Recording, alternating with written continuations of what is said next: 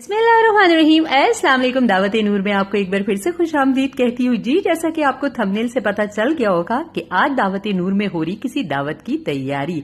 जी ये दावत हो रही है मेरे भाई की, जो कि आए हुए कतर से।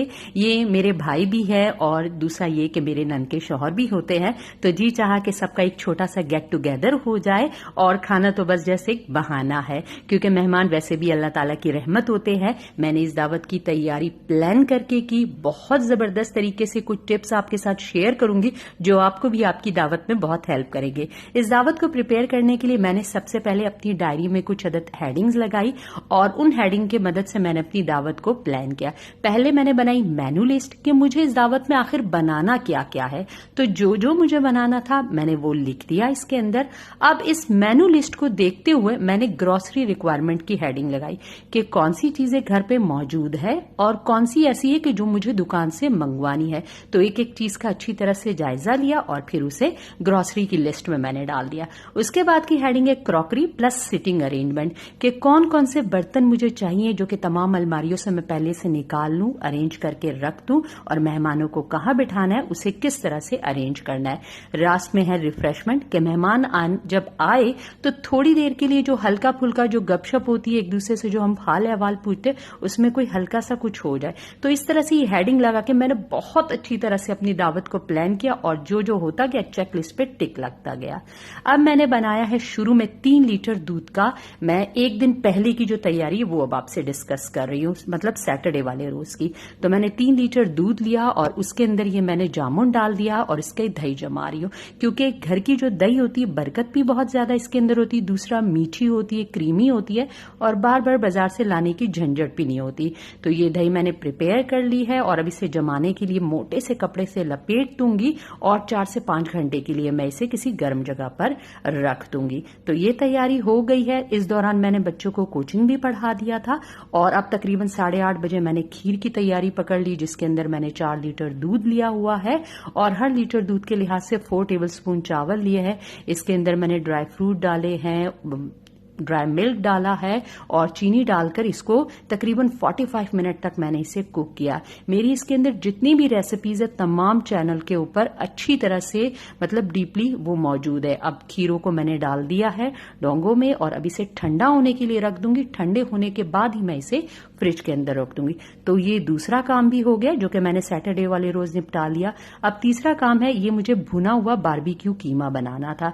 तो मैंने 3 किलो बीफ का कीमा लिया, उसके अंदर अदरक लहसुन टमाटर, मतलब यूं समझिए जो मैरिनेशन है। मैं इसके अंदर तिक्का मसाला डाल रही हूं। तो आपको पता है कि जब आपके गेस्ट आ रहे होते तो घर में बहुत काम होता है, इसलिए कुछ मैंने शान वालों की हेल्प ले ली है। यूं मैं अपने मसाले प्रिपेयर करती हूँ, लेकिन इसके अंदर मैंने कुछ उनके मसाले यूज कर लिए हैं। आधा किलो दही डाल दूंगी और इसे लीमू के रस के साथ अच्छी तरह से मिक्स करके मैं फिर इसे भी फ्रिज के अंदर रख दूंगी, ताकि कल का काम हल्का होता चला जाए। जस्ट प्रेस फ्राई करूंगी और उसे उसके अंदर मैं भून लूंगी और 1 टेबलस्पून नमक इसके अंदर मैं शामिल कर दूंगी और क्लीन फॉइल लगाकर अब मैं इसे फ्रिज में रखूंगी, क्योंकि दावत के दौरान आपके फ्रिज में काफी चीजें होती, तो मैं नहीं चाहती किसी चीज की स्मेल आपस में मिक्सअप हो और वो फिर बहुत बुरी लगती है। तो ये भी अब फ्रिज में जाने के लिए मेरा अल्हम्दुलिल्लाह रेडी है। तो अब मैं आपको बताती हूँ, ये देखे दही अल्हम्दुलिल्लाह जम चुकी है और ये कोई रात के 11:30 बजे तक का टाइम हो गया था मुझे ये सब कुछ करते करते।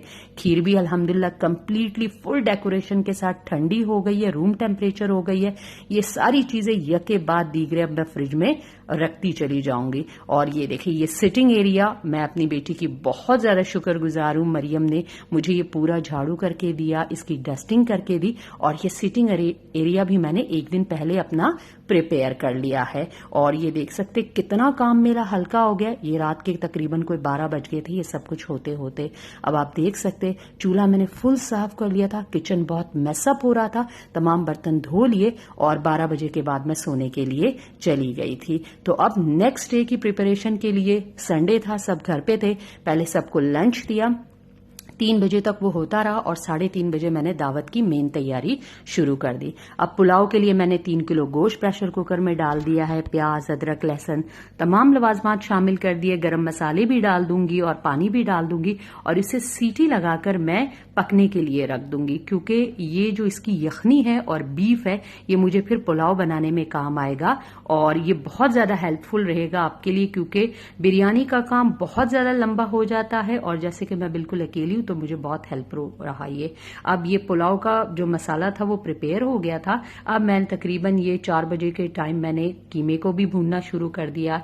चिकन को अल्हम्दुलिल्लाह धो लिया, मसाला लगा दिया, आखिर में सिर्फ ब्रोस्ट मसाला लगाऊंगी और तल लूंगी। तो ये चीजें भी साइड बाय साइड मेरे 5:30 बजे तक होती रही। अब मैंने अपनी क्रॉकरी भी इस तरह से ड्राई फ्रूट भी प्लेट्स में अरेंज कर दिया जो कि रिफ्रेशमेंट में सर्व होगा।